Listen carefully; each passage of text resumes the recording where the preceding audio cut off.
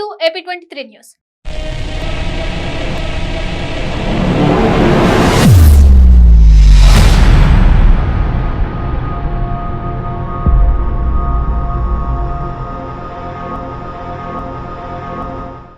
కేరళలోని కొట్టాయం ప్రభుత్వ నర్సింగ్ కాలేజ్లో ర్యాగింగ్ కు పాల్పడిన 5 విద్యార్థులను గాంధీనగర్ పోలీసులు అరెస్ట్ చేశారు.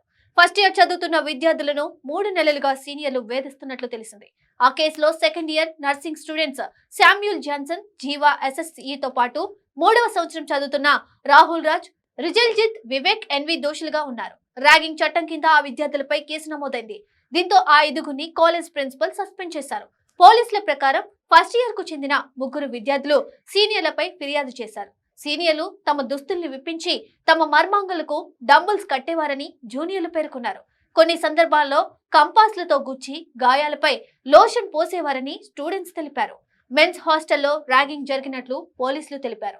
మద్యం కొనుగోలు చేసేందుకు జూనియర్ల నుండి ఆ 5 సీనియర్లు 800 వసూలు చేసినట్లు చెప్పారు. జూనియర్లను మద్యం తాగేలా వేధించి ఆ దృశ్యాలను వీడియో తీసి బెదిరించేవారు. అయితే డబ్బులు ఇవ్వలేదని ఇటీవల ఓ జూనియర్ స్టూడెంట్ ను సీనియర్ కొట్టాడు. ఈ విషయాన్ని తమ పేరెంట్స్ కు చెప్పడంతో వాళ్ళ సూచన మేరకు పోలీస్ ఫిర్యాదు ఇచ్చారు. కొట్టాయం ప్రభుత్వ మెడికల్ కాలేజ్ పరిధిలో నర్సింగ్ కాలేజ్ పనిచేస్తున్నది కాగా ప్రస్తుతం ఈ ఘటనపై పోలీసులు విచారణ చేపట్టారు. ఇక ఇటువంటి మరింత ఇన్ఫర్మేషన్ కోసం ఫాలో AP23 న్యూస్.